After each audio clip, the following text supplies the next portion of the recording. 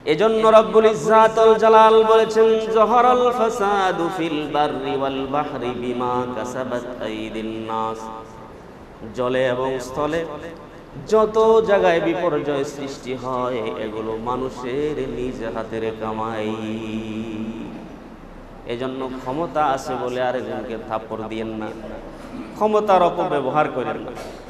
ক্ষমতা আছে বলে আপনার নিজের বাড়ির সাথে আরেকজনের আধা হাত জমিন দখল করে নিয়েন না। ক্ষমতা আছে বলে অবৈধ টাকার পাহাড় গড়েন না। এই টাকার পাহাড় এক সময় সাপ হয়ে আপনারে কামড়াইবে। এই টাকার অভিশাপ আপনাকে অপদস্থ করে ছাড়বে, লাঞ্ছিত করে ছাড়বে। যখন আপনাকে লাঞ্ছনা গঞ্ছনা ধরবে, তখন আর এই চেহারা জাতিকে দেখাইবার মতো থাকবে না। এই সময় পরিবেশ পাল্টায় যাবে, যেমনটা আব্রাহার হয়েছে।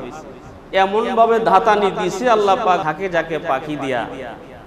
১৫০০ বছর আগের ইতিহাস আজও আমাদের কোরআনে আছে। সুবহানাল্লাহ বলেন। কিয়ামত পর্যন্ত আনেওয়ালা জালেমদের জন্য, স্বৈরাচারীদের জন্য এটাই সবচাইতে বড় উদাহরণ। অন্য কোথায় যাওয়া লাগবে না। কোরআন দেখো, যারা অবৈধভাবে দখল করার জন্য কাবা ঘরে আইসা কাবাকে ভাঙ্গার জন্য মনস্থ করেছে, কাবার মালিক তাদেরকে একদম ঠান্ডা করে দিয়েছে। কি বলুন, ঠিক না বেঠি? সেই মালিক আছে না নাই?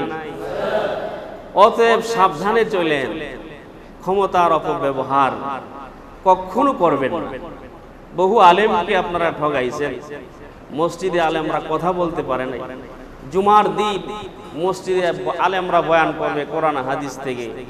আলেমরা কোনো মানুষের নাম মেনশন করে ওয়াজ করেন। কি বলেন, ঠিক না?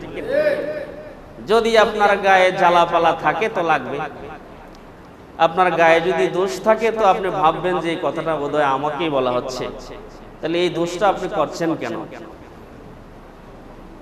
এই জন্য আমার মুসলমান ভাইরা,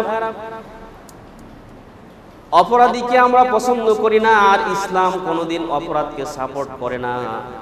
এই পৃথিবীতে আল্লাহ জাল্লা শানুহু যত মাখলুকাত সৃষ্টি করেছেন, যত প্রাণী সৃষ্টি করেছেন, তার মধ্যে সর্বসেরা প্রাণী হলো মানুষ। সর্বসেরা প্রাণী হলো মানুষ। আর মানুষ এই জমিনে এত সুন্দরভাবে সাবলীলভাবে চলাফেরা করবে, ইসলামের বিধান হচ্ছে একজন মানুষের কাছ থেকে যেন আরেকজন মানুষ সামান্য কথায়ও কষ্ট না পায়। এটা হলো ইসলাম। একজন মুসলমানের পক্ষ থেকে আরেকজন মুসলমান আঘাত তো দূরের কথা, কথায়ও যেন কষ্ট না পায়। আল্লাহর রাসূল মাঝে মধ্যে সাহাবীদেরকে নসিহত করতেন, ও সাহাবায়ে কেরাম, তোমরা নিজেরা যদি আল্লাহ পাকের কাছ থেকে জান্নাত পেতে চাও, তাহলে তোমরা একজন মুসলমান আরেকজন মুসলমানের কল্যাণকামিতা করো। একজন মুসলমান আরেকজন মুসলমানের কল্যাণকামিতা করবেন, তার জন্য দোয়া করবেন, তার জন্য ভালো কাজ করার চেষ্টা করবেন। হ্যাঁ, আপনার যদি সামর্থ্য থাকে, অর্থ দিয়ে তাকে সহযোগিতা করবেন। তাও যদি সম্ভব না হয়, আল্লাহর রাসূল বলেছেন তাকে একটা সৎ কথার মাধ্যমেও আপনি সহযোগিতা করতে পারেন। এক একটা সৎ পরামর্শ, এক একটা সৎ কথা, এক এক টাকা আল্লাহর রাহে সাদাকা দিলে যেই সওয়াব, সেই পরিমাণ সওয়াব আমলনামায় মিলবে। তাহলে মানুষকে কষ্ট দেওয়ার বিধান কি ইসলামে আছে? বলেন। এই হিংস্রতা ইসলাম জায়গা দেয় না। এটা এখন আমাদের রাষ্ট্রে প্রত্যেকের ঘাড়ে চেপে বসেছে। একদল ক্ষমতায় গেলে আরেক দলের উপরে চাপাইতে থাকে, আরেক দল ক্ষমতায় গেলে আরেক দলের চাপাইতে থাকে। কি বলেন, ঠিক কিনা? ইসলাম ও মুসলমানদের ধর্ম বলে কি যে মুসলমান ভাই ভাই এক দেহের সমান।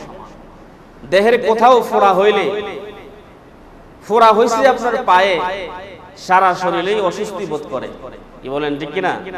কেন?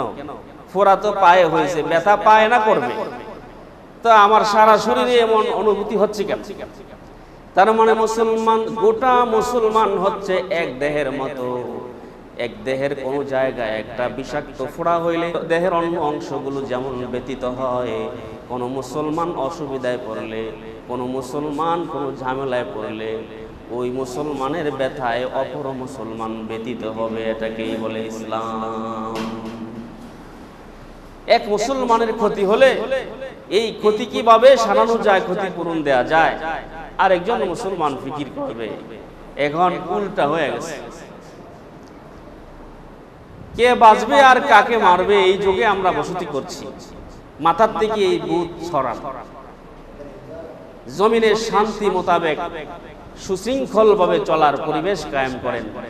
দেখবেন নিজের পারিবারিক জীবন থেকে সামাজিক জীবন, রাষ্ট্রীয় জীবন, সর্বক্ষেত্রে তা শান্তি আর শান্তি। কি বলেন, ঠিক কিনা? পূর্বে আল্লাহ জাল্লা শানু আসমানি অনেক কিতাব দিয়েছে, কিন্তু মানুষের কাছে শান্তি বলতে কিছুই ছিল না। এখনো আমরা প্রত্যেকটা মানুষ শুধু শান্তি শান্তি বলে তালাশ করি, হাহাকার করি। আহারে কোথায় গেলে শান্তি পাওয়া যাবে, কোথায় গেলে একটু স্বস্তি মিলবে, কোথায় গেলে একটু আরামে থাকা যাবে, কোথায় গেলে কোনো হানাহানি হবে না, মারামারি হবে না, দরাদরি হবে না, কোথায় গেলে বৈষম্য থাকবে না, সেই শান্তি খুঁজি। আর এই শান্তিকে খোঁজার জন্য আমরা কোরআন ছেড়ে অন্য জায়গায় শান্তি তালাশ করি। এজন্য আমাদের শান্তি কপালে জুটছে না।